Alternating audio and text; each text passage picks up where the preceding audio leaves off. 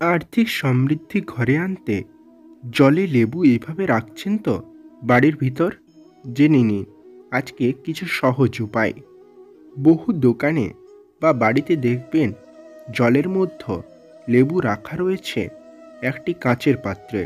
বলা হচ্ছে জলে লেবু রাখলে তা ঘর থেকে নেগেটিভ এনার্জি বের করে দেয়। বাস্তুশাস্ত্র মতে বিভিন্ন সমস্যার বেশ কিছু সমাধানের রাস্তাও রয়েছে। এমনই কিছু সমাধান যা খুব সহজে ঘরোয়া পদ্ধতিতে হয়ে যায়। বহুদিন ধরে যদি বাড়িতে আর্থিক অনটন, অসুস্থতা, সমস্যা লেগে থাকে, তাহলে লেবু দিয়ে কিছু টোটকায় ঘরে ফিরতে পারে কাঙ্ক্ষিত স্বস্তি। এক নজরে দেখে নেওয়া যাক বাড়িতে লেবুর টোটকা দিয়ে কোন কোন সমস্যা কাটানো যায়। প্রথমে বলা হয়েছে বাস্তুদোষ দূর করতে। টোটকায় বলা হচ্ছে একটি লেবুকে সারা বাড়িতে ঘুরিয়ে নিয়ে তা দূরের কোনো স্থানে, যেখানে কারোর যাতায়াত হয় না, সেখানে লেবু 4 টুকরো করে ফেলে দিন। সেটি ফেলার পর সেদিকে আর ঘুরেও তাকাবেন না।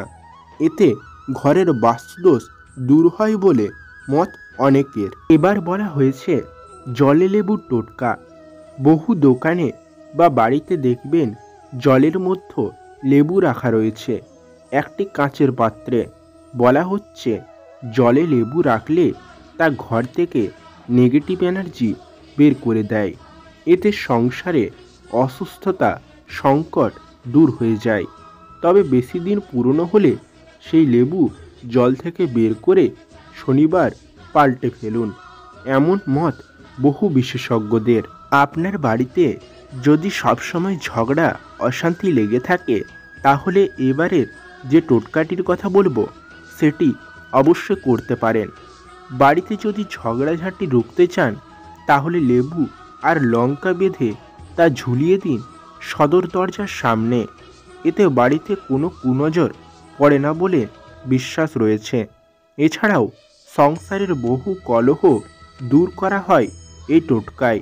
আর্থিক সাফল্য ও চাকরির সমস্যা দূর করতে বাড়ির দূরবর্তী স্থানে কোথাও 4টি লবঙ্গ ও একটা পাতিলেবু পুঁতে দিন। এতে বহু ধরনের আর্থিক অনটন সমস্যা কেটে যাবে। তো বন্ধুরা, এই নিয়মগুলির মধ্যে যদি আপনিও কোনো টোটকা করতে চান, তাহলে অবশ্যই করতে পারেন। এতে খুব সুন্দর ফল পাবেন আপনারা। আর আজকের ভিডিওটা যদি আপনাদের ভালো লাগে, তাহলে অবশ্যই ভিডিওটিতে একটা লাইক করে, চ্যানেলে নতুন হলে চ্যানেলটিকে সাবস্ক্রাইব করে পাশে থাকবেন এবং কমেন্টে অবশ্যই আপনাদের মূল্যবান মতামত লিখে জানান এবং বন্ধু বা আত্মীয়দের সাথে ভিডিওটা প্রচুর পরিমাণে শেয়ার করুন। তো চলুন, দেখা হচ্ছে আর একটা নতুন কোনো ভিডিওতে। ততক্ষণের জন্য ভালো থাকবেন, সুস্থ থাকবেন, দেখতে থাকবেন আজকের কথা। নমস্কার।